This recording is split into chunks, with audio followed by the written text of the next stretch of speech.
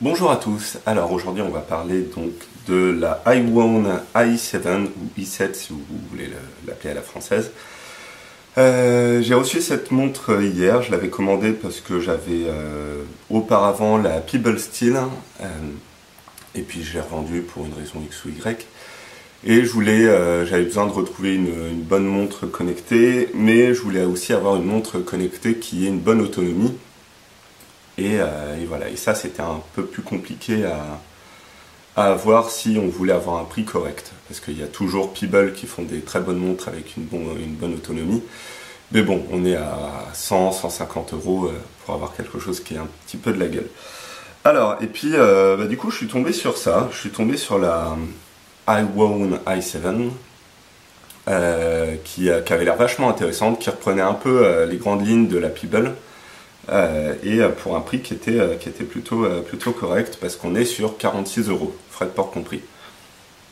Alors pour ça, qu'est-ce qu'on a? Eh ben, on a un écran de 1,28 pouces, donc de 128 x 128 pixels. Elle étend jusqu'à 30 mètres. Elle a un bracelet donc de 22 mm. Faites attention parce que généralement sur les sites internet, il marque que le bracelet c'est du 20 mm ou encore du 21, c'est bien du 22, je l'ai fait changer moi, c'est pas le bracelet d'origine, le bracelet d'origine, hop, il est ici, mais on y reviendra, et voilà, donc c'est du 22 mm, voilà, et puis l'épaisseur fait du 8,4 mm pour une batterie de 100 mAh. Donc qu'est-ce que je peux dire là-dessus? Eh ben c'est une très bonne montre. Moi j'ai été vachement surpris, elle est vraiment bien, elle reprend un peu les grands points que j'avais besoin d'une montre qui me plaisait dans la Pebble, c'est-à-dire que l'autonomie est vraiment excellente. Elle fait à peu près, il y a certains sites qui disent 4 jours, certains sites qui disent 7. Très honnêtement, je pense qu'on est plus aux alentours des 7 jours, ce qui est plutôt positif plutôt que des 4. À mon avis, 4, c'est vraiment si jamais vous l'utilisez tout le temps, c'est-à-dire toujours avec le doigt dessus, etc. 4 jours. Mais si vous l'utilisez comme une montre standard qui vibre, voilà, il n'y aura vraiment pas de souci. Donc oui, elle vibre, elle ne sonne pas comme la Pebble. Et du coup, l'autonomie est vraiment excellente et elle peut durer jusqu'à 7 jours. Vous avez différents modes.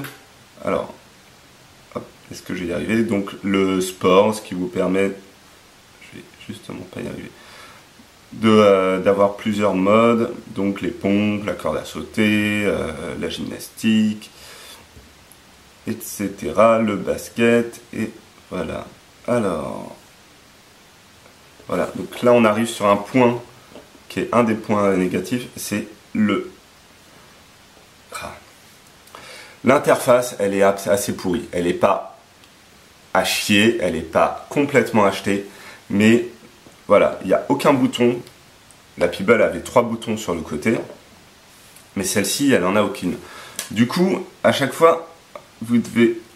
Alors, attendez, c'est comme ça, voilà, hop, là vous avez les messages, donc si on va en bas, vous avez les messages précédents, donc elle peut aller jusqu'à 8 messages. Il y a les paramètres qu'il y aura, donc je vais attendre juste, voilà. Tac, paramètres, ok, donc là vous avez le code QR qui vous permet d'avoir le code QR pour récupérer l'application. Comment on fait pour virer ça? Ok, alors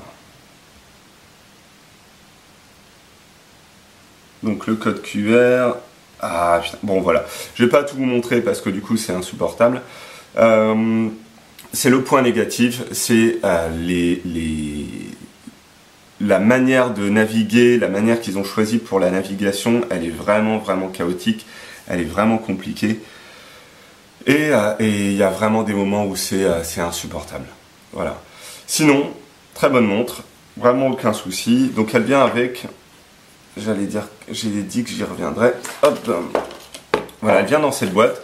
Donc vous avez un petit feuillet qui vous explique en anglais et en chinois si vous parlez le chinois, et si vous parlez le chinois enfin que vous comprenez le chinois mieux que le français, avec un peu toutes les choses à savoir, voilà, pour l'application. Ah oui, une chose à savoir, si vous utilisez Android, ils vous disent à un moment de télécharger l'application qui s'appelle Zeroner, avec un bon accent français. Si vous tapez ça sur Android, vous trouvez la première application, mais c'est pas celle-ci qu'il faut prendre, c'est la seconde qui correspond. Du coup, le plus simple, c'est de scanner ce code QR là, et il vous donne la bonne application. Je vous dis ça parce que j'ai téléchargé la première en me disant bon, c'est celle-ci, c'est sûr, ça va fonctionner. Mais en fait, il détectait pas du tout la montre. Elle était mal appareillée, et du coup, quand je recevais un coup de fil, elle vibrait pas du tout, ce qui était quand même un peu un comble pour une montre connectée. Par contre, avec l'application qui correspond à la deuxième application de l'Android Play Store, personnellement, je préfère télécharger l'application de l'Android Play Store parce que, pour des raisons de sécurité, je préfère pas choper des applications sur des sites internet, surtout des applications chinoises, on ne sait jamais ce qu'ils peuvent choper dedans. Et voilà, et donc du coup, elle vient avec un câble USB seulement, et c'est tout. Parce que du coup, j'ai mis le bracelet dedans, parce qu'effectivement, elle venait avec ce bracelet-là, qui était un des bracelets les plus immondes que j'ai vu. Je crois que c'est le même bracelet que l'iWatch. Je vais essayer de faire un petit comparatif sur la vidéo en mettant les deux bracelets, voir si ça correspond bien. Mais bon, pas du tout pratique. Alors, il est très bien pour le sport, hein, ce qui est plutôt crédible parce que la montre se veut être une montre sportive. Mais personnellement, j'ai directement changé le bracelet pour un bracelet un peu plus classe. D'ailleurs, c'était une des choses qui me plaisait dans la Pebble Steel, c'était que du coup, elle venait avec un bracelet en cuir, un bracelet en métal, ce qui était plutôt pas mal. Maintenant, petit comparatif du coup de la Pebble Steel et de l'iWound i7. Les prix sont vraiment différents. Donc l'iWound i7, j'ai dit qu'elle était à 46 €. La Pebble Steel, elle est à 150. Voilà, on est sur un produit quand même qui est moins de 3 fois moins, enfin qui est encore moins que 3 fois moins cher, ou plus que 3 fois moins cher du coup. C'est vraiment avantageux, c'est vraiment un bon produit.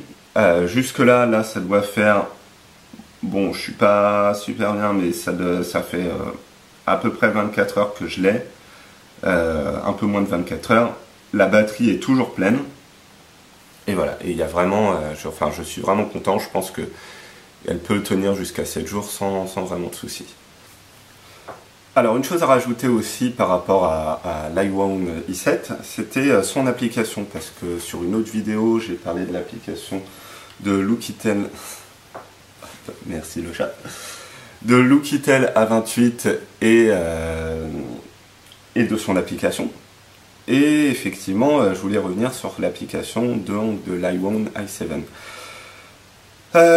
Les deux applications sont complètement opposées par les idées, mais il y en a une qui est bonne et une autre qui est mauvaise. Sur celle-ci, hop, vous avez du coup les kilocalories que vous utilisez, vous avez le pourcentage, d'après ce que je comprends, donc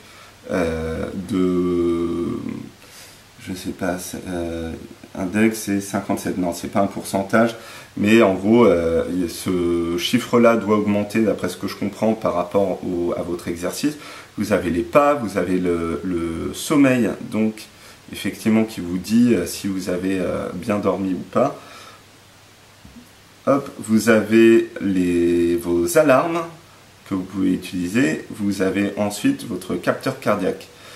Elle est complètement à 10 milieux de ce que fait Oukitel. Elle est vraiment bonne, elle est vraiment bien. Ici vous pouvez cliquer donc pour effectivement voir votre montre. Donc ici normalement vous devez cliquer là pour la déconnecter ou pour la connecter.